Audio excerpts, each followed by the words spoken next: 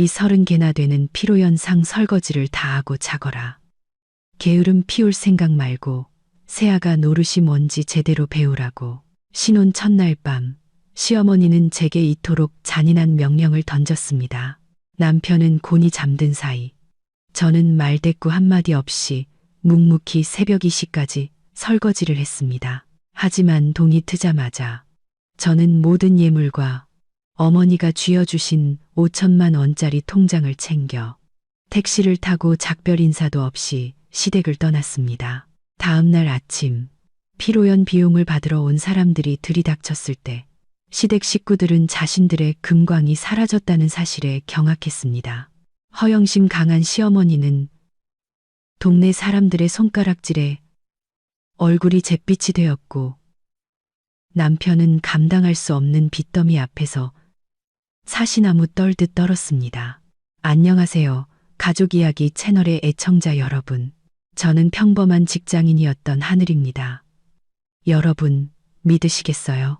때로는 첫날 밤의 잔인함이 어두운 인생에서 우리를 구해줄 가장 큰 행운이 되기도 한다는 것을요. 제 이야기에 귀 기울여 주세요. 귓가에서 터지는 폭죽 소리에 화들짝 놀랐습니다. 화려하게만 머리 위로 분홍빛 종이 조각들이 어지럽게 쏟아져 내렸습니다. 저는 하객들을 향해 미소를 지었습니다. 아침부터 계속된 기계적인 미소에 턱 관절이 뻐근했지만 저를 보는 시어머니의 눈초리는 숫돌에 간 칼날처럼 날카로웠습니다. 시어머니 김 여사는 계단에 서서 붉은색 고급 한복 옷고름을 만지작거렸습니다. 그 시선은 제 얼굴이 아닌 마치 새로 산 물건을 감정하듯 제 몸에 걸친 폐물 하나하나를 샅샅이 훑고 있었습니다. 문득 어젯밤 친정어머니가 해주시던 당부가 귓가에 맴돌았습니다. 시집가면 그 집 귀신이 되어야 하는 거다. 부디 말과 행동을 조심하려무나. 어머니는 제 솔직한 성격이 시댁, 특히나 이 동네에서 위계질서가 엄격하기로 소문난 남편, 집안의 심기를 거스를까봐 걱정하셨던 겁니다. 인생에서 가장 행복해야 할 오늘, 저는 왜 이렇게 숨이 막힐까요? 신랑 측 피로연장은 발 디딜 틈 없이 붐볐고 시끄러운 음악 소리는 사람들 말소리마저 삼켜버렸습니다. 음식 냄새, 소주 냄새, 담배 냄새가 뒤섞여 숨막히는 공기를 만들어냈습니다. 제 남편이 된 민준 씨는 이미 얼굴이 벌겋게 달아올라 있었습니다. 그는 입구에서 낯선 하객들을 맞이하는 저를 내버려 둔 채 술잔을 들고 테이블마다 돌아다니며 가장 큰 소리로 건배를 외치고 있었습니다. 바로 그때 등 뒤에서 시댁 고모의 시큼한 목소리가 들려왔습니다. 어머, 저 맵시 좀 봐. 집에서 공주처럼 곱게만 자란 티가 나네. 여기 와서 단단히 가르쳐야겠어. 돌아보니 중년의 여성이 해바라기 씨를 까먹으며 김 여사에게 소곤거리고 있었습니다. 시어머니는 제 편을 들기는커녕 입꼬리를 비틀어 웃으며 말했습니다. 일단 두고 봐야지. 우리 집안에 들어왔으면 우리 집 법도를 따라야 하는 법이야. 10cm 높이의 하이힐을 신은 발이 바늘로 찌르는 듯 아파오기 시작했습니다. 하객들이 조금 줄어든 틈을 타 잠시 의자에 앉아 쉬려 했습니다. 웨딩드레스는 무거웠고 등은 땀으로 흠뻑 젖어 있었습니다. 하지만 엉덩이가 의자에 닿기 무섭게 김 여사가 유령처럼 나타났습니다. 그녀는 제 손에 묵직한 램쟁반을 거칠게 쥐어주었습니다. 하객들에게는 환한 미소를 짓고 있었지만 제게는 이를 악물고 속삭였습니다. 일어나서 어른들께 차라도 올려라. 어딜 건방지게 앉아 있어. 손님들이 보면 뭐라고 하시겠니? 저쪽 윗상에 계신 분들께 차 좀 따라드려. 저는 얼어붙은 채 덜덜 떨리는 손으로 쟁반을 들었습니다. 주위를 둘러보며 민준 씨를 찾았습니다. 그는 근처에서 옛 친구들과 껄껄거리며 웃고 있었습니다. 제발 아내가 힘드니 잠시 쉬게 해달라고 한마디만 해달라는 간절한 눈빛을 보냈습니다. 민준 씨는 제 눈빛을 보았지만 다가와 쟁반을 받아주거나 어머니께 저를 쉬게 해달라고 말하는 대신 무심하게 손을 내저으며 말했습니다. 엄마 기분 좋게 해드려. 별것도 아닌 일로 인상 쓰지 말고. 엄마 말씀은 잘 들어야지. 친척들 앞에서 내 체면 깎지 마. 민준 씨의 말은 무더운 여름날 제 얼굴에 끼얹어진 찬물 같았습니다. 저는 입술을 깨물고 쓰디쓴 울분을 삼키며 소란스러운 인파 속으로 무거운 발걸음을 옮겼습니다. 시댁에서의 첫걸음은 그렇게 시작되었습니다. 민준 씨가 무심코 던진 말은 한여름 대낮에 얼굴에 끼얹어진 얼음물처럼 설레던 제 심장을 차갑게 식혀버렸습니다. 저는 눈물이 터져 나오려는 것을 막기 위해 아랫입술을 꽉 깨물고 목구멍으로 넘어오는 쓰디쓴 울분을 억지로 삼켰습니다. 고개를 숙인 채 쟁반을 들고 시끄러운 인파 속으로 들어갔습니다. 귀를 찢을 듯한 음악 소리 속에서 무거운 첫걸음을 떼며 테이블마다 인사를 돌았습니다. 하객들에게 억지 미소를 지을 때마다 제 인생의 가장 중요한 날에 서툰 연극을 하고 있는 기분이 들었습니다. 드디어 예물 교환 시간. 사회자의 우렁찬 목소리가 울려 퍼졌습니다. 양가 혼주를 무대 위로 모시겠습니다. 온 동네 사람들이 가장 기다리던 순간이었습니다. 아래에 앉은 사람들의 호기심 어린 눈빛은 축복이 아닌 신랑 신부가 얼마나 받았는지 예물이 두둑한지를 가늠하기 위함이었습니다. 김 여사가 먼저 올라섰습니다. 짙은 붉은색 한복이 그녀를 돋보이게 했습니다. 그녀는 붉은 벨벳 상자를 열었습니다. 안에는 보기에도 얇디 얇은 1돈짜리 순금 반지가 들어 있었습니다. 그녀는 제 손가락에 반지를 끼워주며 마이크에 대고 낭낭하게 말했습니다. 가진 것은 적지만 마음만은 가득하단다. 중요한 것은 자식을 키워낸 부모의 마음이지. 두 아이가 열심히 살아 가문을 빛내주길 바란다. 그녀의 말은 그럴듯해서 아래에서는 박수갈채가 쏟아졌지만 저를 보는 그녀의 눈빛은 날카로웠습니다. 여기 왔으니 분수를 알고 살라는 계산적인 경고 같았습니다. 다음은 제 부모님 차례였습니다. 평생을 시골에서 억척스럽게 살아오신 어머니는 오늘 고운 빛깔의 한복을 차려입으셨지만 멀리 시집가는 딸이 안쓰러워 눈시울이 붉어져 있었습니다. 어머니는 패칠한 나무 상자를 열었습니다. 안에는 눈부시게 빛나는 순금 목걸이와 푸른색 통장이 들어 있었습니다.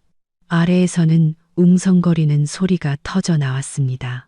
어머니는 떨리는 손으로 제 목에 목걸이를 걸어주고 하객들이 모두 보는 앞에서 제 손에 통장을 쥐어주셨습니다. 그리고 마이크에 소리가 들어갈 정도로 똑똑히 속삭이셨습니다. 이건 네 앞으로 넣어둔 5천만 원이다. 엄마 아빠가 평생 모아 네 비상금으로 주는 거니 나중에 큰일이 있거나 아플 때 요긴하게 쓰려무나. 그 순간 저는 김 여사의 눈이 자동차 헤드라이트처럼 번쩍이는 것을 보았습니다. 그녀는 제 목에 걸린 목걸이와 통장에서 눈을 떼지 못했습니다. 짙은 화장 위로 계산적인 속내가 역력히 드러났습니다. 저는 민준 씨 바로 옆에 서 있었기에 그녀가 아들 귀에 속삭이는 소리를 똑똑히 들을 수 있었습니다. 저거 당장 받아도 갓 시집온 애가 큰돈 들고 있으면 못 써. 이따 피로연 끝나자마자 나한테 가져오라고 해. 민준 씨는 고개를 연신 끄덕이며 제 손에 들린 예물에 눈을 고정했습니다.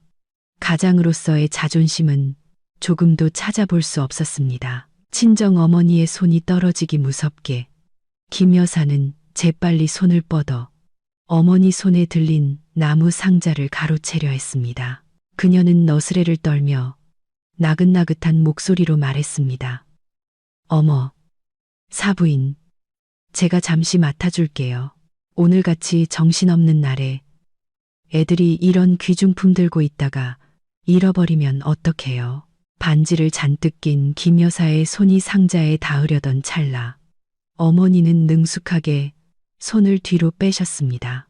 어머니는 몸을 돌려 제 손에 직접 상자를 쥐어주고는 마지막 힘을 실어주려는 듯 제 손을 꼭 잡으셨습니다. 어머니는 김 여사를 똑바로 쳐다보셨습니다.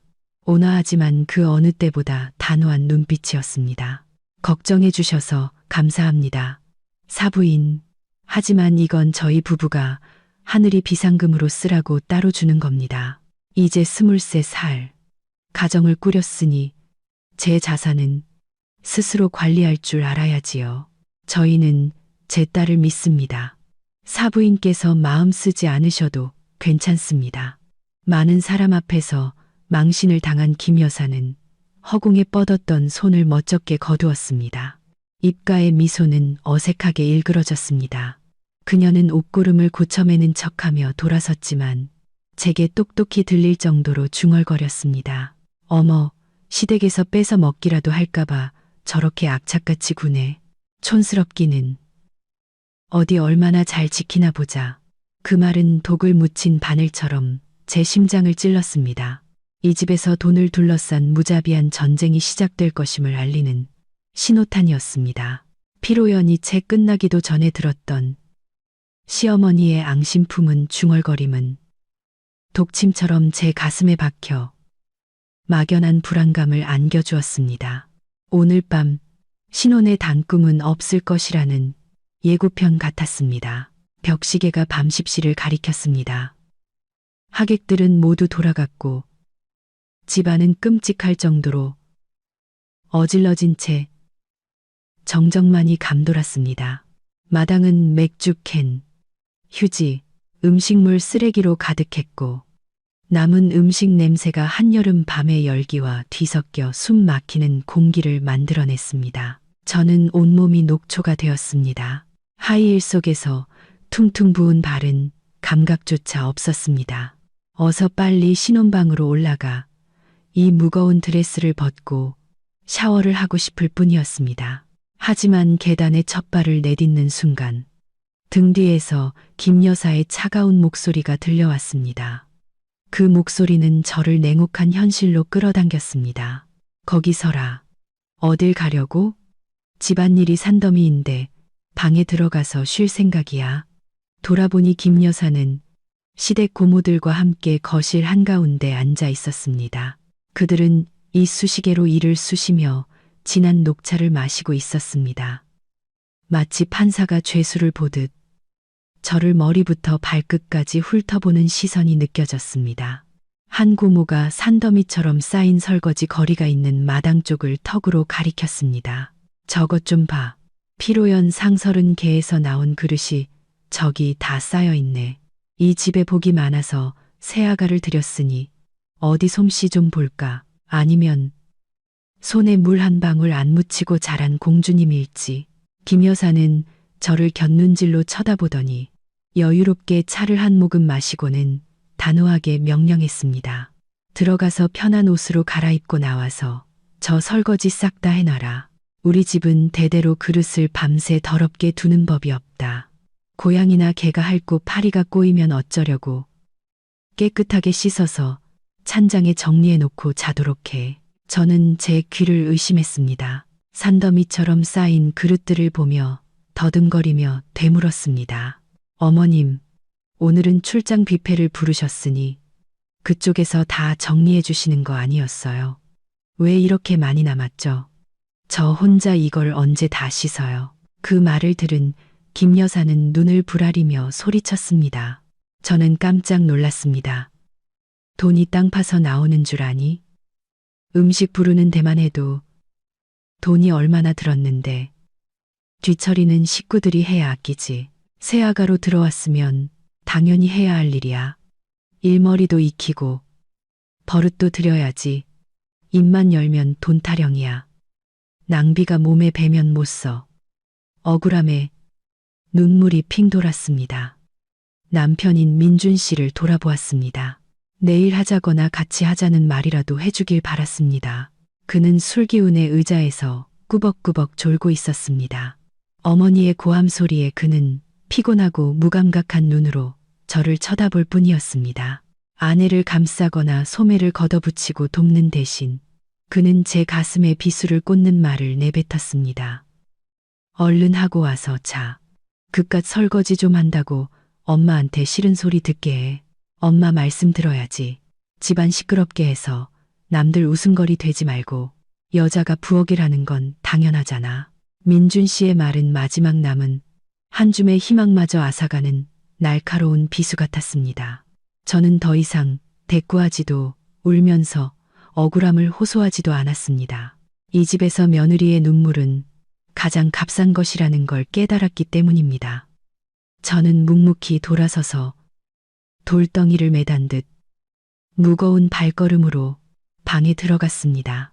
흙먼지와 음식 냄새로 얼룩진 화려한 웨딩드레스를 벗었습니다. 대신 낡은 꽃무늬 잠옷으로 갈아입었습니다. 신혼 첫날 밤, 시댁이 제게 부여한 무급 가정부라는 자리에 가장 어울리는 복장이었습니다. 마당으로 나가자 밤이슬의 차가움과 축축한 시멘트 바닥에서 올라오는 냉기가 살을 파고들었습니다. 희미한 백열등 불빛 아래 산더미 같은 그릇들이 쌓여 있었습니다. 흙탕물 웅덩이에 비친 제 그림자는 처량하기 짝이 없었습니다. 눈앞에 광경의 서러움이 복받쳐 올랐습니다. 친정에서는 귀한 딸로 자랐습니다. 23년 동안 어머니는 제가 설거지를 3개 이상 하게 놔두지 않으셨습니다. 늘 딸의 손은 책과 펜을 잡아야지 설거지물에 거칠어지게 둬선 안 된다고 말씀하셨습니다. 그런데 결혼 첫날 밤, 저는 이토록 잔인한 현실과 마주했습니다. 지친 하루 끝에 쉴 권리마저 박탈당한 것입니다. 소매를 걷어붙이고 어제 막 정성껏 관리받은 손톱을 기름때와 뼈 조각이 둥둥 떠다니는 차가운 물에 담갔습니다. 남은 음식의 비린내와 값싼 세제 냄새가 코를 찔러 헛구역질이 났습니다. 고요한 밤, 그릇 부딪히는 소리가 유난히 서글프게 울려 퍼졌습니다. 제가 허리를 숙이고 기름때 묻은 그릇들과 씨름하는 동안 거실에서는 민준 씨의 코 고는 소리가 규칙적으로 들려왔습니다. 온 식구가 남기고 간 혼돈 속에서 갓 결혼한 아내가 홀로 싸우고 있는 것은 안중에도 없었습니다. 눈물이 다시 뜨겁게 흘러내려 거품 가득한 흙탕물 속으로 섞여 들어갔습니다. 저는 울면서 설거지를 했습니다. 고된 노동 때문이 아니었습니다. 사람을 잘못 골랐다는 자책감 때문이었습니다. 민준 씨는 무심할 뿐만 아니라 잔인할 정도로 나약하고 이기적이었습니다. 그의 코 고는 소리를 듣는 순간 저는 꿈에서 깨어났습니다. 저는 남편, 비바람을 막아줄 든든한 어깨를 얻은 것이 아니었습니다. 이 집안의 가부장적인 권위와 허영심에 봉사하는 노예의 삶에 발을 들인 것이었습니다. 제가 꿈꾸던 분홍빛 사랑은 오늘 밤 이 설거지통 안에서 익사했습니다. 시계가 새벽 2시를 가리켰습니다. 마침내 마지막 그릇이 찬장에 올라갔습니다. 30개의 상에서 나온 그릇들이 깨끗하게 씻겨 차곡차곡 쌓였습니다. 제 두 손은 화학세제에 너무 오래 담가져 쭈글쭈글해지고 붉게 부어올랐습니다. 손가락 끝은 감각이 없었고 허리는 끊어질 듯 아팠습니다. 하지만 바로 잠자리에 드는 대신 저는 주머니에서 휴대폰을 꺼냈습니다. 플래시를 켜서 깨끗한 그릇들과 제 퉁퉁 부은 손을 선명하게 찍었습니다. 그리고 시어머니 민준 씨, 그리고 모든 친척이 다 들어가 있는 민준이네 가족 단체 채팅방을 열었습니다. 저는 그 사진과 함께 짧지만 예의 바르면서도 날카로운 풍자가 담긴 메시지를 보냈습니다. 새아가로서의 첫날 밤 임무 완수했습니다. 며느리 도리가 무엇인지 가르쳐 주셔서 감사합니다. 어머님 메시지를 보내고 화면을 껐습니다. 정처 없는 발걸음으로 신혼방으로 향했습니다. 방문을 열자 민준 씨가 팔다리를 활짝 벌리고 침대 전체를 차지한 채 곤히 잠든 모습이 눈에 들어왔습니다. 이불은 발길질에 엉망이 되어 있었고 제가 누울 작은 공간조차 남겨두지 않았습니다. 저는 문 앞에 선 채 남편이라 부르는 남자를 바라보았습니다. 그때 제 머릿속에는 실망감이 바닥을 치고 무서울 정도의 공허함만이 남았습니다. 코를 골며 자는 저 남자를 보니 제 안에 남아있던 한 줌의 사랑마저 방금 전 설거지 거품처럼 깨끗하게 사라져 버렸습니다. 민준 씨는 제가 몇 시간 동안 설거지 더미와 굴욕감 속에서 허우적거리는 동안 아무 걱정 없이 단잠에 빠져 있었습니다.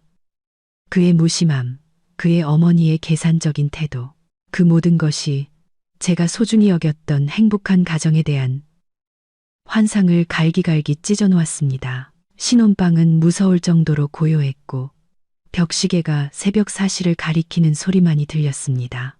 저는 침대 한 구석에 웅크리고 앉아 캄캄한 창밖을 바라보았습니다. 마음은 바깥의 새벽 이슬보다 더 차가웠습니다. 제 머릿속에서는 오늘 오후부터 지금까지 일어난 일들이 슬로우 모션 필름처럼 재생되었습니다. 김 여사의 훑어보는 눈빛, 고모의 비꼬는 말, 민준 씨의 무심한 손짓, 그리고 설거지를 하라는 거만한 명령과 남편의 끔찍한 침묵까지 오후에 친정어머니가 주신 금목걸이와 통장을 떠올렸습니다. 김 여사의 탐욕스러운 눈빛과 당장 받아도라고 했던 계산적인 말도 생각났습니다. 만약 제가 이곳에 남는다면 손이 부르트도록 설거지하는 밤뿐만 아니라 부모님이 평생 모아주신 재산마저 저들에게 모두 빼앗길 것이라는 생각에 몸서리가 쳐졌습니다. 내 인생은 어떻게 될까? 이 집에서 하녀처럼 달아 없어지며 무시당하고 이용당하고 목소리와 웃음마저 빼앗긴 채 살아가게 될까? 안 돼. 피가 나도록 입술을 깨물었습니다. 이 지옥 같은 곳에 내 청춘을 묻을 수는 없어. 부모님은 나를 귀하게 키우고 번듯하게 교육시키셨습니다. 남의 집 노예가 되라고 금지옥엽 키우신 게 아니었습니다. 떠나야 한다는 생각이 머릿속을 스쳤습니다. 처음에는 희미하고 두려웠지만 점점 더 강렬하게 타올랐습니다. 이 굴욕을 받아들일 수 없어. 지금 당장 떠나야 해. 날이 밝기 전에 이 가족의 위선적인 가면이 다음 연극을 위해 깨어나기 전에 저는 소리나지 않게 조심스럽게 침대에서 내려왔습니다. 옷장을 열어 어제 친정에서 가져온 분홍색 캐리어를 꺼냈습니다. 시댁 물건은 아무것도 가져가지 않았습니다. 김 여사가 준 1돈짜리 금반지마저도 빼서 화장대 위에 두었습니다. 제 옷과 개인 소지품, 그리고 무엇보다 중요한 어머니가 주신 금목걸이와 5천만 원짜리 통장이 든 나무 상자를 챙겼습니다. 그것을 가슴에 꼭 껴안자 마치 부모님의 온기가 제게 힘을 불어넣어주는 것 같았습니다. 이것은 나의 자산이자 부모님의 피땀 어린 결과물입니다.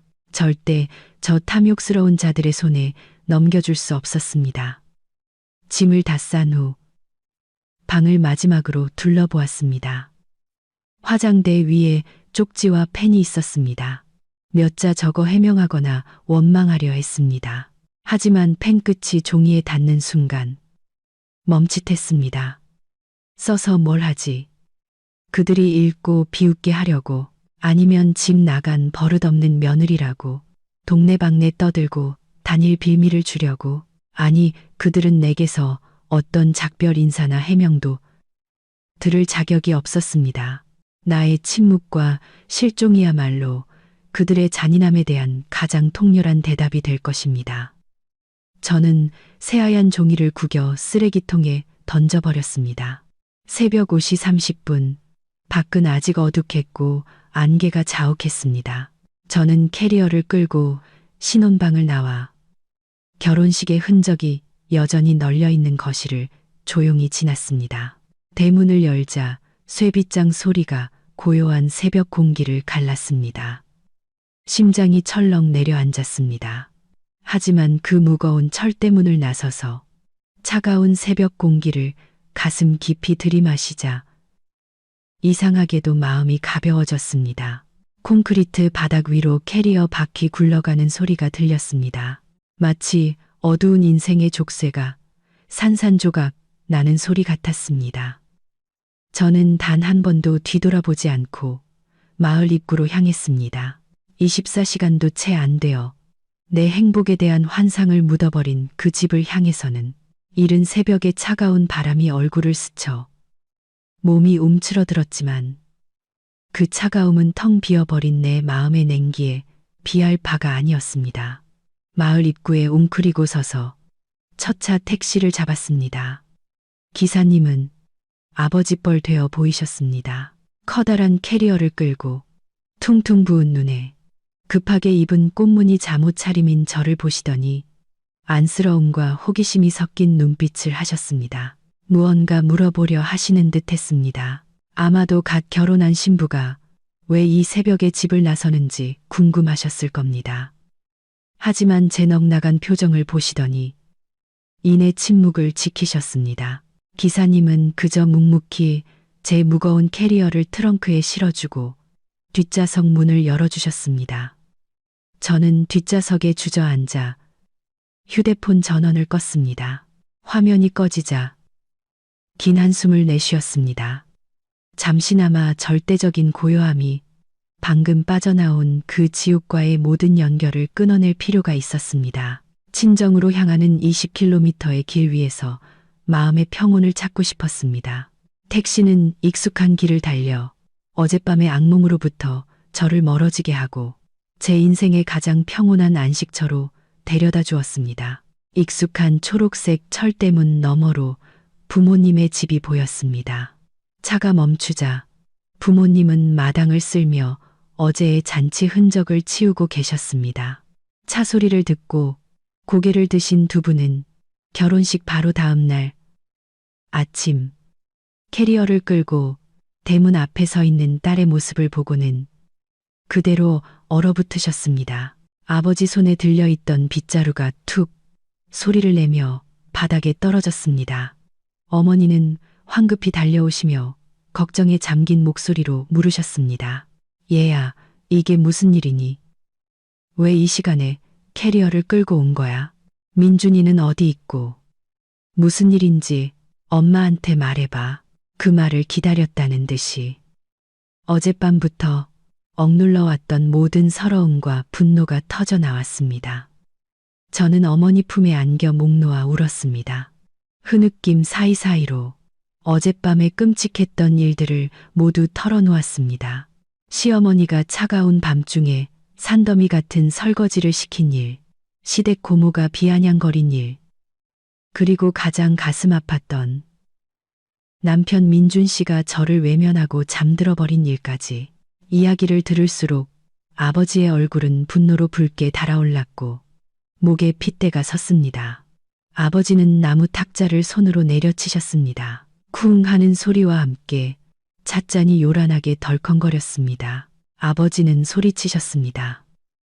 괘씸한 것들, 우리 딸을 뭘로 보고 하녀인 줄 아나. 신혼 첫날 밤부터 그렇게 고생을 시켜. 여기 있어라. 아무데도 가지마. 그런 몰인정한 시댁. 아빠는 필요 없다. 어머니는 큰 소리는 내지 못하셨습니다. 그저 조용히 제 두 손을 잡으실 뿐이었습니다.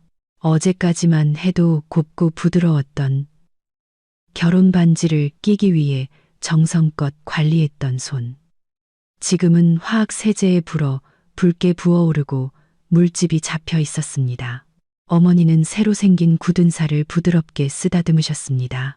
어머니의 눈물이 뜨겁게 제 손등 위로 떨어졌습니다. 어머니는 급히 약상자에서 연고를 가져와 발라주시며 아픈 목소리로 속삭이셨습니다. 세상에, 내 금지옥엽 같은 딸. 집에서는 손에 물 한 방울 묻힐까 애지중지했는데 시집가서 단 하루 만에 이게 무슨 고생이니? 어머니의 말씀과 아버지의 따뜻한 손길은 상처 입은 제 마음에 스며들어 아픔을 어루만져 주었습니다. 이것이 바로 피를 나눈 가족의 정이라는 것을. 저편의 가식적인 허울과는 하늘과 땅 차이라는 것을 깨닫게 했습니다. 부모님의 위로를 받고 약을 바르니 마음이 조금씩 진정되었습니다. 안전하다는 느낌이 저를 감쌌습니다. 벽시계가 오전 8시를 가리켰습니다.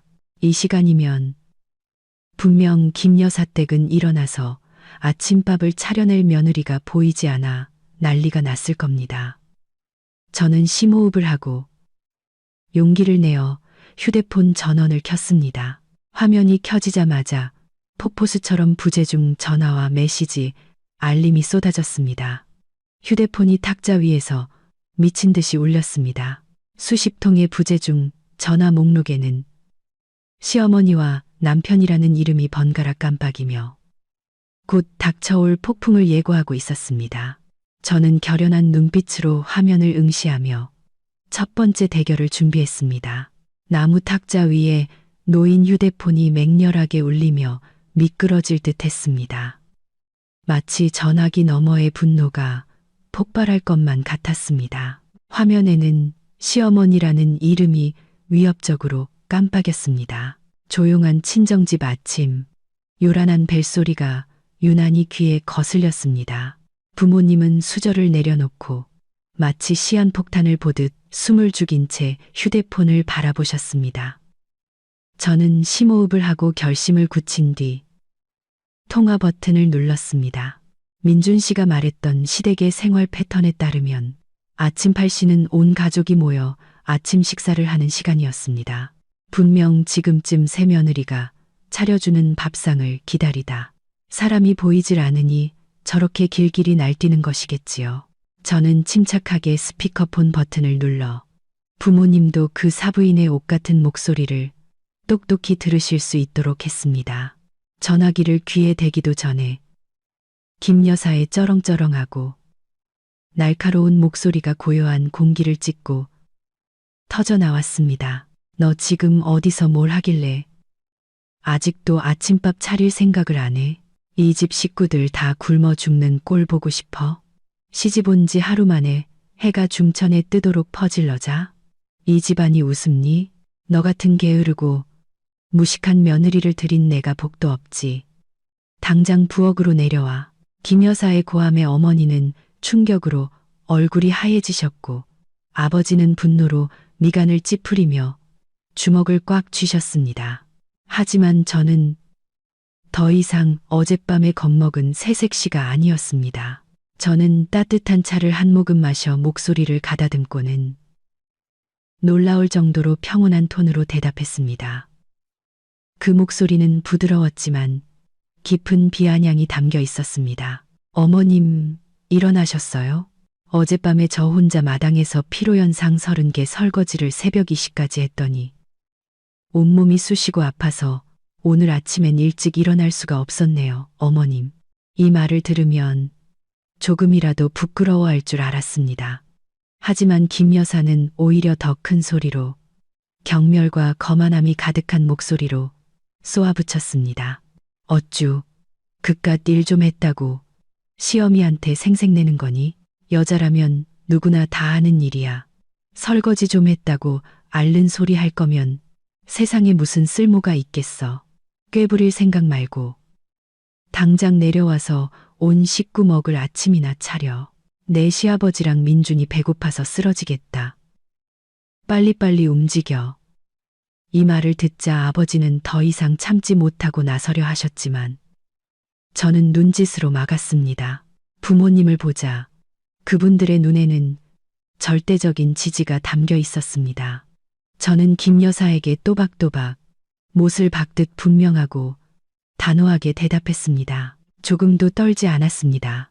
네, 어머님.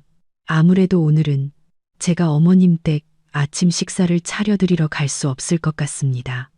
저는 지금 저희 친정집에서 편안하게 아침 먹고 있거든요. 어젯밤 설거지는 어머님 말씀대로 아주 깨끗하게 해서 마당에 잘 정리해 두었습니다. 한번 확인해 보세요. 더럽게 뒀을까봐 걱정은 안 하셔도 됩니다. 전화기 넘어가 순간 조용해졌습니다. 약 3초간의 침묵. 저는 지금 김 여사가 얼마나 경악해서 얼굴이 일그러지고 눈이 뒤집혔을지 상상할 수 있었습니다. 그러다 갑자기 경보음처럼 날카로운 비명이 침묵을 깼습니다. 너 지금 뭐라고 했어? 감히 시집 온 지 하루 만에 친정으로 도망가? 내가 이 집안 얼굴에 똥칠을 하려고 작정했어. 동네 사람들 비웃음거리가 되게 만들 셈이냐고. 이 발칙한 것, 당장 돌아오지 못해. 저는 그녀가 더 이상 저를 모욕하는 말을 내뱉게 두지 않았습니다. 단호하게 통화 종료 버튼을 눌렀습니다. 욕설이 뚝 끊기고 거실에는 다시 평온이 찾아왔습니다. 저는 탁자 위에 휴대폰을 내려놓고 안도의 한숨을 내쉬었습니다.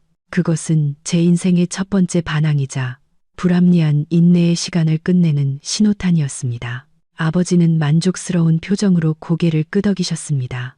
저는 알 수 있었습니다. 전화기 저편, 시댁의 대혼란은 이제부터가 진짜 시작이라는 것을. 전화기에서 들려오는 차가운 신호음은 김 여사의 자존심을 후려치는 따귀와도 같았습니다. 그녀는 분노로 얼굴이 시뻘개지고 목에 핏대가 섰습니다. 소파에 휴대폰을 내동댕이 치며 막 달리기를 마친 사람처럼 거친 숨을 몰아쉬었습니다. 전화기 2편. 제 친정집에서는 아버지가 통쾌하다는 듯 껄껄 웃으며 무릎을 탁 치셨습니다. 잘했다, 내 딸. 그래야지. 하지만 가부장적인 질서로 가득 찬 저 집에서는 이제 막 폭풍이 몰아치기 시작했습니다. 김 여사 집안의 공기는 극도로 긴장되고 삭막했습니다. 부엌은 썰렁했고 그녀가 상상했던 아침 식사는 커녕 따뜻한 차 한 잔도 없었습니다. 저의 부재는 늘 대접받는 데 익숙했던 그 가족의 일상을 송두리째 뒤흔들었습니다. 김 여사는 며느리에게 한 방 먹었다는 사실을 견딜 수 없었습니다. 그녀는 쿵쿵거리며 계단을 올라가 여전히 곤히 잠들어 있는 민준 씨의 신혼방으로 쳐들어갔습니다. 아들의 몸에서 화려한 자수가 놓인 이불을 거칠게 걷어차며 소리쳤습니다. 민준 씨는 화들짝 놀라 잠에서 깼습니다. 일어나, 당장 일어나. 해가 중천인데 아직도 퍼질러 자고 있어. 내 마누라가 친정으로 도망갔다고. 감히 내 어미한테 대들기까지 했어. 이 한심한 놈아, 알고나 있냐? 민준 씨는 멍한 표정으로 어젯밤에 술 기운이 채 가시지 않은 부스스한 머리를 한 채 되물었습니다. 엄마, 무슨 소리야? 하늘이가 어딜 가? 왜 친정에 갔는데? 거실에서는 어제 저를 공주님이라 비아냥댔던 고모가 다리를 꼬고 앉아 부채질을 하고 있었습니다. 거봐요, 형님. 내가 처음부터 알아봤잖아요. 딱 보니 보통 내기가 아니더라고. 시집 온 지 하루 만에 집을 나가. 시댁을 뭘로 보는 거야. 저런 건 초장에 휘어잡지 않으면 나중에 온 식구 머리 꼭대기에 올라앉는다고요. 민준 씨는 그제야 상황 파악이 되는 듯 했습니다. 그는 허둥지둥 침대 머리맡에 휴대폰을 집어들어 제게 전화를 걸었습니다. 하지만 그에게 돌아온 것은 끝없이 이어지는 통화 연결음과 무서운 침묵뿐이었습니다. 저는 받지 않았습니다. 저의 침묵은 민준 씨를 더욱 혼란스럽게 만들었고 김 여사의 분노에는 기름을 부었습니다. 그녀는 거실을 서성거리며 끊임없이 욕설을 퍼부었습니다. 시끄러운 소리가 골목 밖으로 새어나가자 이웃들이 웅성거리기 시작했습니다. 어제 그렇게 성대한 결혼식을 올렸는데 오늘 아침 새색 씨는 온데간데 없고 집안이 난장판이 된 것을 보고는 수군거렸습니다. 김 여사의 분노가 극에 달했을 때 그녀의 휴대폰이 다시 울렸습니다. 전화가 아니라 가족단체 채팅방에서 온 수많은 메시지 알림이었습니다. 김 여사는 짜증스럽게 휴대폰을 집어들었습니다. 하지만 화면을 보는 순간 그녀의 얼굴빛이 붉은색에서 창백하게 그리고 잿빛으로 변했습니다. 그녀의 눈에 들어온 것은 제가 새벽 이시에 보낸 사진이었습니다. 산더미처럼 쌓였다가 깨끗하게 정리된 그릇들 옆에 퉁퉁 붓고 물집이 잡힌 제 손. 임무 완수라는 메시지는 모든 진실을 드러내는 통렬한 고발장이었습니다. 채팅방에서는 친척들이 웅성거리기 시작했습니다. 누군가는 아니, 형님, 어떻게 새아가한테 그 많은 설거지를 밤중에 혼자 시켜요? 애가 너무 안 됐네라고 했고, 다른 사람은 더 직설적으로 잔칫집은 사람 써서 치우는 거지. 누가 신혼 첫날 밤에 며느리를 저렇게 부려먹어요. 너무하네. 집안 망신 다 시키네라고 했습니다. 친척들의 비난은 김 여사의 얼굴에 뜨거운 물을 끼얹는 것과 같았습니다. 그녀가 평생 공들여 쌓아온 체면이라는 허울이 한순간에 무너져 내렸습니다. 그녀는 며느리에게 공개적으로 망신을 당했다는 사실의 창피함과 분노를 동시에 느꼈습니다. 김 여사는 휴대폰을 탁자에 내동댕이 치고 구석에 서서 안절부절 못하는 민준 씨를 노려보았습니다. 아들의 얼굴에 대고 손가락질하며 앙심과 계산이 가득한 목소리로 명령했습니다. 너 당장 그 집에 가서 네 마누라 머리채라도 잡아서 끌고 와. 버르장머리를 단단히 고쳐넣어야 해. 가서 그 집 부모한테도 똑똑히 말해. 이 집은 저런 버릇없는 며느리 필요 없다고. 그리고 내 말 잘 들어. 만약에 끝까지 안 오겠다고 버티면 어제 받은 예물 전부 다 내놓으라고 해. 우리 지금 피로연 비용 때문에 빚더미에 앉았어. 그거라도 받아서 빚 갚아야지. 감히 우리 집 돈을 들고 튀게 둘 순 없지. 빨리 가. 어머니의 명령은 절대적이었습니다. 민준 씨는 투덜거리며 오토바이 열쇠를 집어들고 쏜살같이 달려나갔습니다. 그의 머릿속에는 여전히 제가 그저 공주병에 걸려 투정을 부리는 것이고 조금만 달래주면 돌아올 것이라는 착각이 가득했습니다. 그는 아내를 어떻게 혼내서 엄마와 자신의 체면을 세울지 계산하며 운전했습니다. 20분도 채 되지 않아 민준 씨의 오토바이 소리가 저희 집 대문 앞에서 요란하게 울렸습니다. 그는 오토바이를 거칠게 세우고 초인종을 누르거나 예의 바르게 문을 두드리지도 않은 채 살기등등한 얼굴로 마당으로 성큼성큼 들어왔습니다. 제가 거실에서 태연하게 차를 마시고 있고 부모님이 근엄한 표정으로 옆에 앉아 계신 것을 보고도 사위로서의 최소한의 인사조차 하지 않았습니다. 그는 집 한가운데 버티고 서서 거만한 목소리로 외쳤습니다. 하늘씨, 지금 이게 무슨 짓이야? 멀쩡히 잘 있다가 갑자기 캐리어 싸서 친정에 오는 게 말이 돼? 당신 때문에 온 집안이 발칵 뒤집힌 거 알아? 당장 짐 챙겨서 돌아가. 엄마 지금 단단히 화나셨어. 가서 싹싹 빌고 조용히 끝내. 나 두말하게 만들지 마. 저는 여전히 가만히 앉아 찻잔을 들어 한 모금 마시며 그를 없는 사람 취급했습니다. 저의 무시는 민준 씨를 더욱 화나게 했습니다. 그가 제 팔을 잡아 끌려고 다가서는 순간 아버지가 벌떡 일어나 그의 앞을 막아섰습니다. 평생을 점잖게 살아오신 아버지의 눈에는 분노의 불꽃이 이글거렸고 목소리는 낮았지만 천둥처럼 위엄이 있었습니다. 멈추게. 자네 지금 우리 집에 와서 무슨 무례한 태도인가? 인사도 없고 예의도 없고 여기가 어디 자네 안방인 줄 아나? 내 딸이 친정에 잠시 온 게 뭐 그리 잘못이라고 이 난리인가? 아버지에게 한 방 먹은 민준 씨는 순간 주춤하며 얼굴이 시뻘개졌지만 이내 억지를 부렸습니다. 아버님 비켜주세요. 제 아내는 제가 알아서 합니다. 출가 외인이면 시댁에 있어야지. 이렇게 제멋대로 집을 나가는 법이 어디 있습니까? 어머니가 집에서 밥도 못 드시고 기다리고 계십니다. 아버지는 경멸 어린 헛웃음을 치시며 민준 씨가 할 말을 잃게 만드는 일침을 가하셨습니다. 자네 아내인가? 아니면 자네 집 무급하녀인가? 말은 번지르르하게 하는군. 그럼 어젯밤 자네 아내가 차가운 마당에서 혼자 30개상의 설거지와 씨름하고 있을 때 자네는 어디 있었나? 따뜻한 침대에서 곤히 잠들어 있었겠지.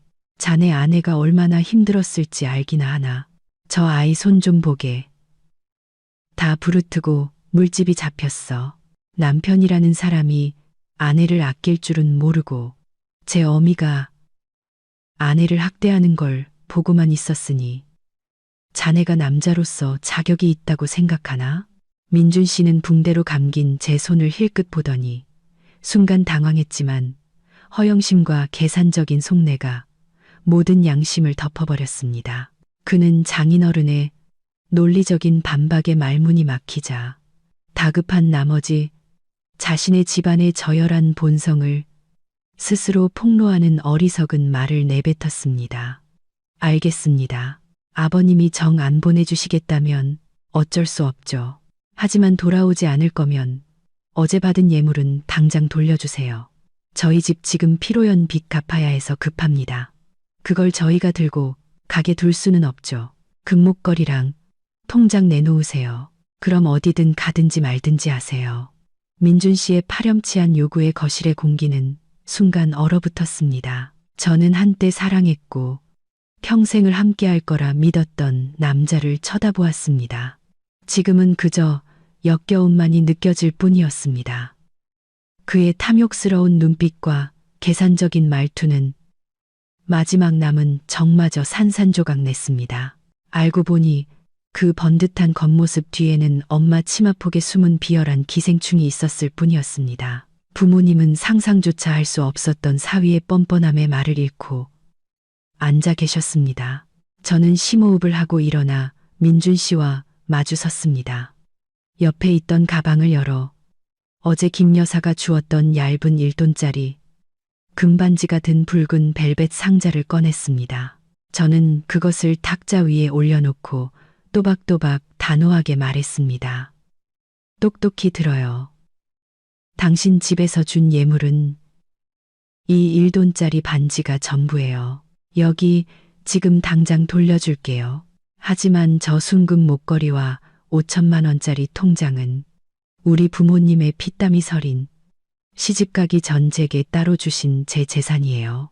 내 이름으로 된 내 소유물인데 당신 집안과 무슨 상관이라고 감히 달라는 말을 입에 담죠. 갑작스러운 제 반격에 민준 씨는 당황해서 얼굴이 시뻘개졌지만 어머니에게 배운 궤변으로 어떻게든 상황을 모면하려 했습니다. 어머니가 말씀하셨어. 우리 집에 시집 왔으면 재산은 공동명의라고. 지금 어머니가 빚더미에 앉았는데 며느리로서 가족의 어려움을 함께 짊어질 생각은 안 하고 어떻게 그렇게 이기적으로 자기 것만 챙길 수가 있어. 저는 헛웃음을 터뜨렸습니다.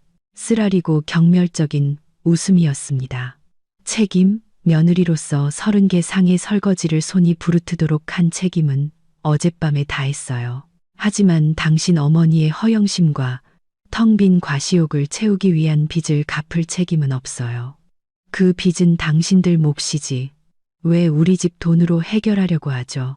말을 마친 저는 김 여사의 금반지를 민준 씨 앞 탁자 위로 세게 던졌습니다. 금속이 부딪히는 날카로운 소리는 이 짧고 비극적인 결혼의 종말을 알리는 듯 했습니다. 저는 문을 가리키며 차갑게 쏘아붙였습니다.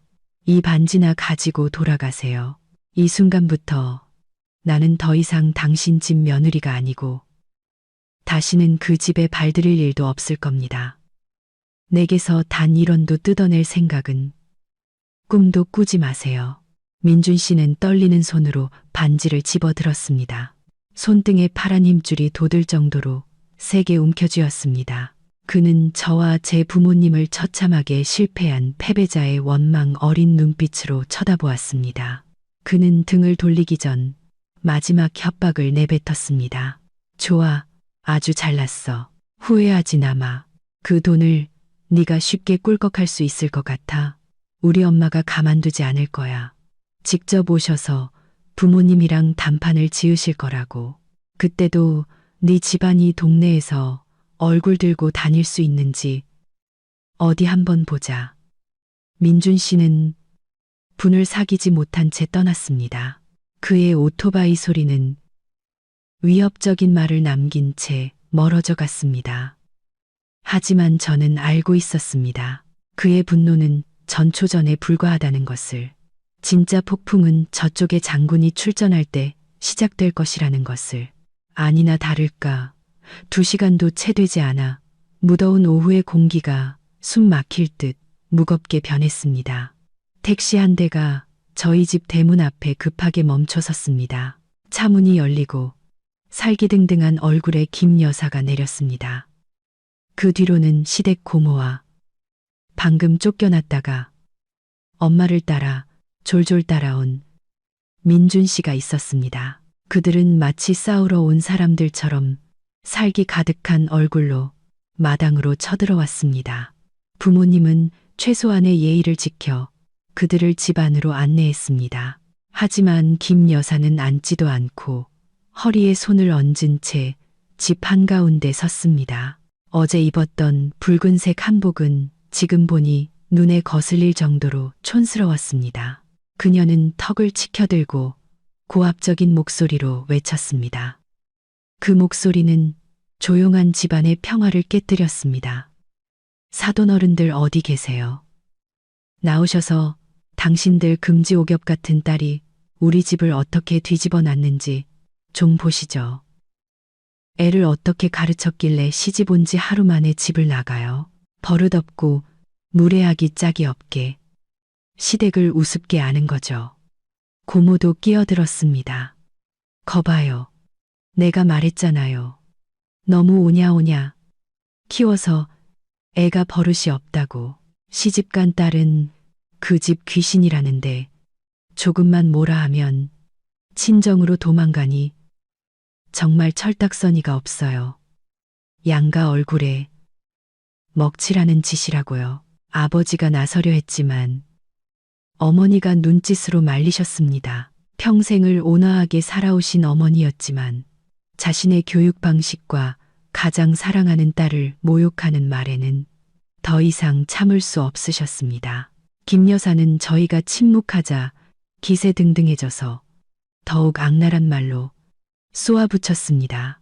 혹시 우리 아들은 방패막이 삼고 밖에 딴 놈이라도 있는 거 아니에요? 집안일은 할 줄 모르고 꾀만 부리고 꼬박꼬박 말대꾸나 하는 걸 보니 도덕적으로도 뻔하겠지. 당신들 딸 단속이나 잘하세요.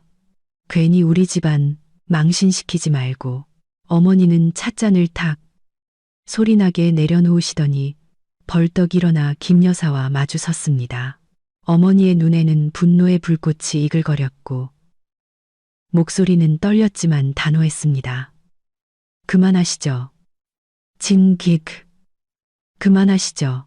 내 딸, 내가 압니다. 착하고 효심 깊어서 동네 사람들 칭찬이 자자한 아이입니다. 당신 집에 가서 신혼 첫날 밤부터 착취당하고 학대당해서 도망쳐 나온 것뿐이에요. 남한테 함부로 덮어 씌우지 마세요.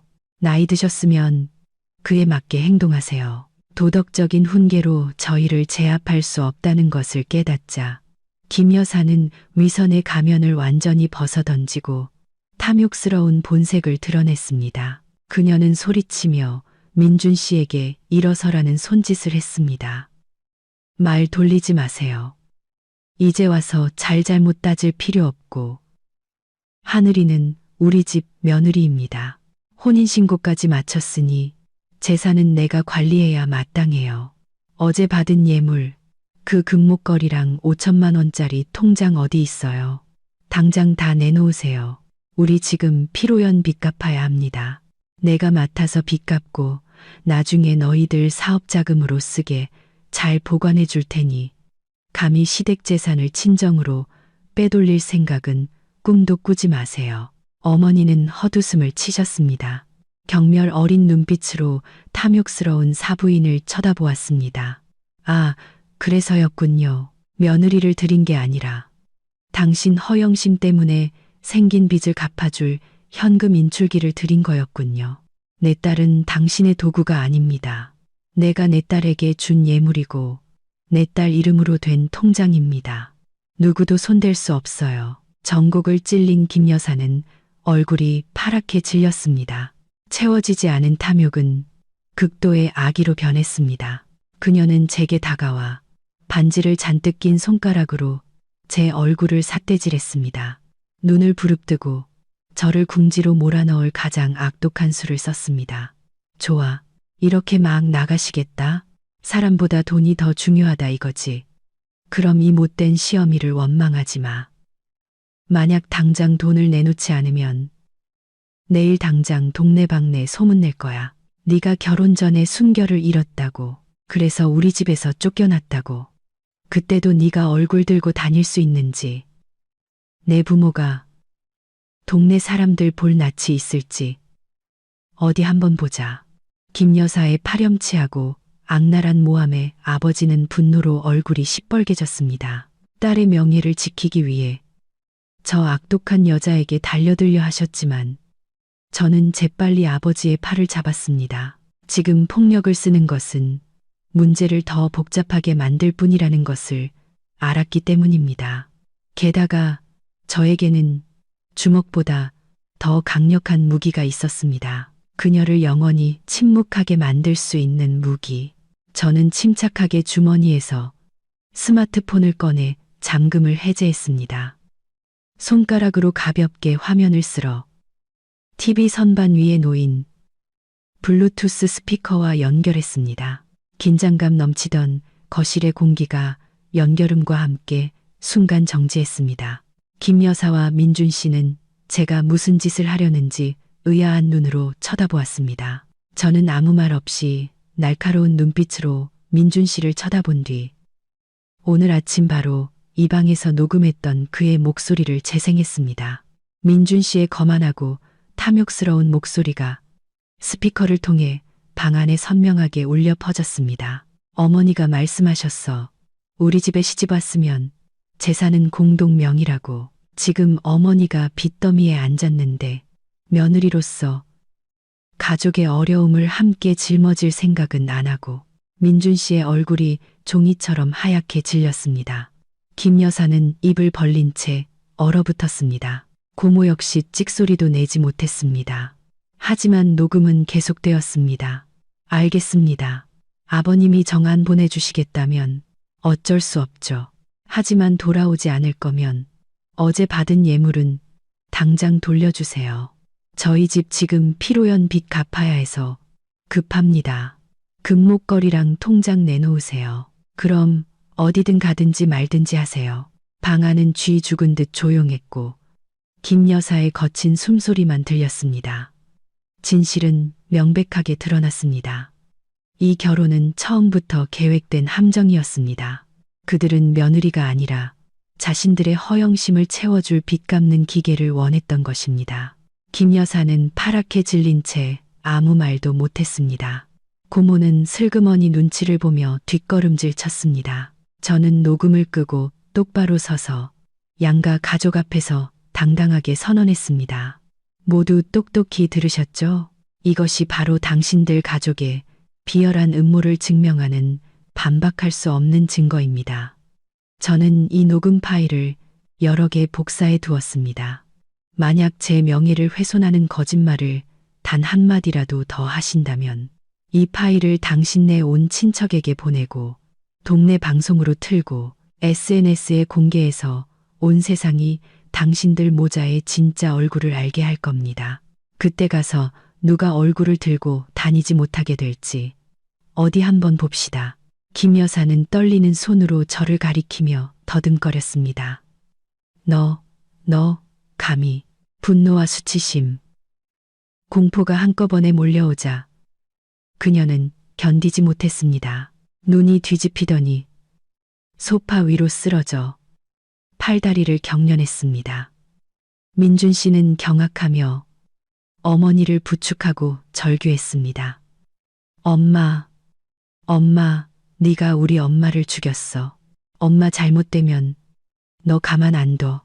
김 여사가 쓰러지자 거실은 아수라장이 되었습니다. 민준 씨는 절규했고 고모는 허둥지둥 약을 찾았지만 저는 팔짱을 낀 채 그 서툰 연극을 차갑게 지켜볼 뿐이었습니다. 저는 그녀의 성격을 잘 알았습니다. 분리할 때마다 쓰러지는 것은 그녀의 단골 수법이었습니다. 부모님은 처음에는 당황하셨지만 그녀의 호흡이 규칙적이고 얼굴이 분노로 붉을 뿐 창백하지 않은 것을 보고는 그것이 가식이라는 것을 깨달으셨습니다. 잠시 후 김 여사는 천천히 눈을 뜨며 신음했지만 여전히 소파에 누워 아들인 민준 씨가 효자 노릇을 하게 내버려 두었습니다. 민준 씨는 분노와 수치심으로 빗발선 눈으로 저를 돌아보며 소리쳤습니다. 이제 만족해? 우리 엄마를 죽음으로 몰아넣어야 속이 시원해? 내가 널 사랑해서 아내로 맞이한 게 후회스럽다. 우리 엄마 잘못되면 너도 무사하지 못할 줄 알아. 저는 민준 씨를 더 이상 어떤 감정도 없이 그저 한심하고 눈먼 남자를 동정하는 눈빛으로 쳐다보았습니다. 더 이상 설명할 필요도 없었습니다. 처음부터 속일 작정이었던 사람들에게는 어떤 말도 무의미했기 때문입니다. 저는 TV 선반으로 다가가 오후에 미리 출력해둔 이혼 서류를 꺼냈습니다. 저는 그 서류를 탁자 위 방금 돌려준 금반지 옆에 놓았습니다. 연극은 그만해요. 민준 씨, 어머님은 아주 건강하시니까 그렇게 소리치며 남 탓할 시간에 이 서류에 서명이나 하세요. 우리 여기서 끝내요. 하루라도 빨리 서로를 놓아주는 게 제가 새 인생을 시작하는데 도움이 될 거예요. 민준 씨는 이혼 서류를 보고 얼어붙었습니다. 제가 이렇게까지 단호하고 준비되어 있을 줄은 몰랐던 것입니다. 놀라움은 이내 극도의 분노로 바뀌었습니다. 그는 비웃으며 상처 입은 가부장적인 남자의 마지막 자존심을 지키려 했습니다. 이혼? 나를 버리는 게 그렇게 쉬울 줄 알아? 잘 생각해봐. 어제 결혼하고 오늘 이혼하자니 돌싱 딱지 붙으면 얼마나 창피한 줄 알아? 이 동네에서 이혼한 여자를 누가 거들떠보기나 할 것 같아. 평생 부모님 등골 빼먹으면서 살 작정이야? 얌전히 우리 엄마한테 사과하고 돈 내놓으면 용서하고 다시 받아줄 생각은 해볼게. 저는 소리내어 웃었습니다. 가볍지만 경멸이 가득 담긴 웃음이었습니다. 저는 민준 씨의 눈을 똑바로 쳐다보며 또박또박 대꾸했습니다. 쓸데없는 걱정은 마세요. 시대가 어느 땐데 아직도 그런 말로 날 협박하려 들어요. 당신네 집 하녀로 사느니 차라리 이혼녀 딱지가 100배는 더 영광스럽고 행복하겠네요. 당신처럼 게으르고 탐욕스러운 가족들 뒷바라지 않으니 차라리 혼자 자유롭게 살면서 우리 부모님 봉양하는 게 훨씬 나아요. 나도 배울 만큼 배웠고 돈도 있고 날 사랑해주는 가족도 있어요. 다시 그 지옥으로 들어갈 이유가 없다고요. 서명해요. 제 말은 민준 씨의 허황된 자존심을 완전히 무너뜨렸습니다. 그는 미친 듯이 이혼 서류를 움켜쥐고 갈기갈기 찢어 허공에 뿌렸습니다. 증오로 가득 찬 방 안에 하얀 종이 조각들이 눈처럼 흩날렸습니다. 민준 씨는 이를 갈며 으르렁거렸습니다. 서명 안 해, 절대 안 해. 나 버리고 다른 놈한테 가려고 꿈깨. 이혼 안 해줄 거야. 평생 내 아내라는 이름으로 묶어둘 거야. 괴롭히고 들볶고 죽지도 살지도 못하게 만들어주겠어. 이 게임 아직 안 끝났어. 이혼 서류를 찢는 민준 씨의 행동은 막다른 길에 몰린 짐승의 마지막 발악과도 같았습니다. 그는 그저 종이를 찢고 법의 이름으로 저를 꿰싸매면 제 인생을 자신들이 만든 지옥에 가둘 수 있을 거라 생각했습니다. 하지만 그는 사회의 여론이라는 법보다 수천 배는 더 무서운 심판대가 있다는 사실을 잊고 있었습니다. 굳이 제가 직접 나서지 않아도 진실은 언젠가 드러나기 마련이었습니다. 새벽 2시에 찍었던 산더미 같은 설거지 사진과 빚을 갚기 위해 결혼했다고 당당히 말하던 민준 씨의 녹음 파일은 동네 사람들의 입을 통해 삽시간에 퍼져나갔습니다. 얼마 지나지 않아 신혼 첫날 밤 며느리 설거지 사건과 빚 갚으려 장가간 아들 이야기는 김 여사가 사는 동네의 최대 화제거리가 되었습니다. 여론의 힘은 무서웠습니다. 그것은 김 여사가 평생 공들여 쌓아온 점잖은 집안이라는 허울을 단번에 벗겨버렸습니다. 하룻밤 사이에 김 여사의 집은 손가락질의 대상이 되었습니다. 이웃들은 그 집 앞을 지날 때마다 경멸의 눈초리를 보냈고 시장 상인들은 그 집 식구들만 보면 보란듯이 수군거렸습니다. 어머, 대단한 집안인 줄 알았더니 며느리를 빚 갚는 하녀로 들였대. 남자 망신 다 시키네. 평생 체면을 목숨처럼 여기던 김 여사는 이제 창피해서 문 밖으로 한 발짝도 나가지 못하고 집에 틀어박혀 알아누웠습니다.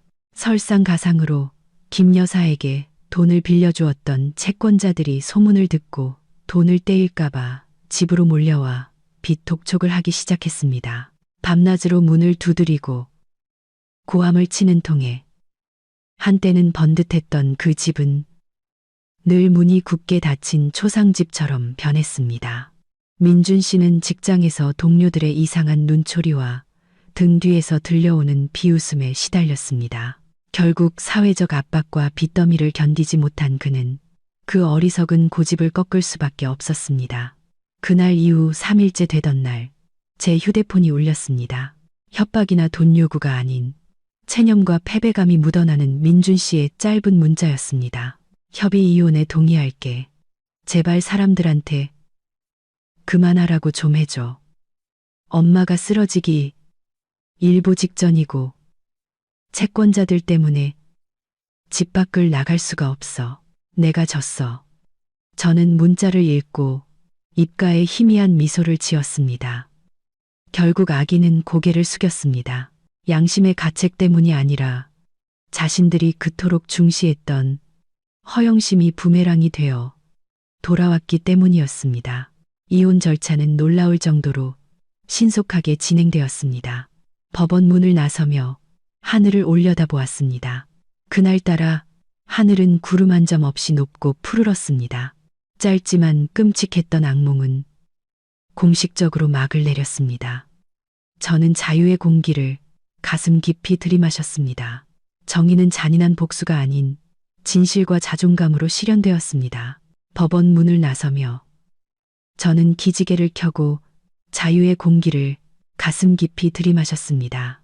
더 이상 신혼 첫날 밤의 기름 냄새도 구질구질했던 시댁의 탐욕스러운 냄새도 나지 않았습니다. 머리 위 하늘은 희망처럼 푸르렀고 어깨 위로 쏟아지는 햇살은 제 인생의 새로운 장이 시작되었음을 알리는 듯했습니다. 그 폭풍이 지나가고 6개월 후 저는 부모님이 주신 5천만 원으로 시내 중심가의 작은 플라워 카페를 열었습니다. 대학 시절부터 꿈꿔왔지만 민준 씨가 결혼하면 집안일에나 신경 쓰라며 반대했던 꿈이었습니다. 이제 저의 하루는 시어머니의 잔소리가 아닌 향기로운 꽃과 은은한 허브티 향으로 시작됩니다. 가게는 번창했고 저는 바쁘지만 행복했습니다. 경제적으로 독립했고 무엇보다 제 자신을 위한 삶을 살게 되었습니다. 오늘 오후 친한 친구가 가게에 들러 옛 전장의 소식을 전해주었습니다. 친구는 통쾌하다는 듯 민준 씨네가 최근 빚을 갚기 위해 조상 대대로 물려온 땅을 금매로 팔았다고 했습니다. 알고 보니 김 여사는 남들에게 과시하기 위해 무리하게 빚을 내어 성대한 결혼식을 올렸고 제 예물로 그 빚을 메울 생각이었던 겁니다. 하지만 제가 예물과 함께 사라지자 빚은 눈덩이처럼 불어났고 결국 땅을 팔 수밖에 없었던 것입니다. 민준 씨는 요즘 매일 술에 취해 지내고 김 여사는 재산을 잃은 충격과 창피함에 병석에 누워 꼼짝도 못한다고 했습니다. 그 이야기를 들으며 저는 그저 옅은 미소를 지을 뿐이었습니다. 마음은 고요한 호수 같았습니다. 통쾌하지도 그렇다고 동정심이 들지도 않았습니다. 그것은 그들의 탐욕과 잔인함에 대한 대가였습니다. 뿌린 대로 거두는 법. 세상의 이치는 변하지 않습니다. 부모님이 가게에 들르셨습니다. 아버지는 간판을 바로잡아 주시고 어머니는 따뜻한 도시락을 가져다 주셨습니다. 부모님의 자랑스러운 눈빛을 보니 코끝이 찡해졌습니다. 만약 그날 제가 용기를 내지 못했다면, 만약 부모님이 저를 따뜻하게 맞아주시지 않았다면, 저는 아마 지금도 그 집 구석에서 밤마다 눈물 짓는 하녀로 살고 있었을 겁니다. 스스로에게 차 한 잔을 따라주며 유리창에 비친 제 모습을 바라보았습니다. 거울 속에는 더 이상 겁에 질려 눈이 퉁퉁 부었던 새색시는 없었습니다. 대신 자신감과 당당함이 넘치는 젊고 아름다운 여성이 서 있었습니다. 저는 그 차가운 마당에서의 끔찍했던 신혼 첫날 밤에 조용히 감사했습니다. 그들의 잔인함이 제게 정신 차리라며 찬물을 끼얹어 주었고, 그 썩은 종양을 즉시 잘라낼 용기를 주었기 때문입니다. 인생은 짧습니다. 여성 여러분, 다른 사람을 사랑하기 전에 자기 자신을 먼저 사랑하는 법을 배우세요. 왕관이 떨어지도록 고개를 숙이지 말고 누구도 당신의 존엄성을 짓밟게 내버려 두지 마세요. 저는 미소를 지으며 새로운 손님을 맞으러 나갔습니다. 제 손으로 만들어갈 빛나는 미래에 대한 믿음으로 가슴이 벅찼습니다. 은은한 허브티 향이 공간을 채우며 폭풍은 이제 이 평화로운 꽃집 문 너머로 완전히 사라졌음을 상기시켜 주었습니다. 여성 여러분, 인내는 미덕이지만 잘못된 곳에서의 인내는 청춘을 죽이는 독약일 뿐입니다. 당신의 자존감을 짓밟는 사람에게서는 돌아설 수 있을 만큼 스스로를 충분히 사랑하세요. 행복은 때로 당당하게 고개 들고 내 인생을 스스로 결정하는 자유, 바로 그것일지도 모릅니다. 오늘의 이야기가 여러분의 마음에 와닿았다면 좋아요와 구독을 눌러주시고 댓글을 남겨주세요. 하늘이의 이야기에 공감하신다면 숫자 1을, 아쉬운 점이 있다면 숫자 1을 남겨주시기 바랍니다.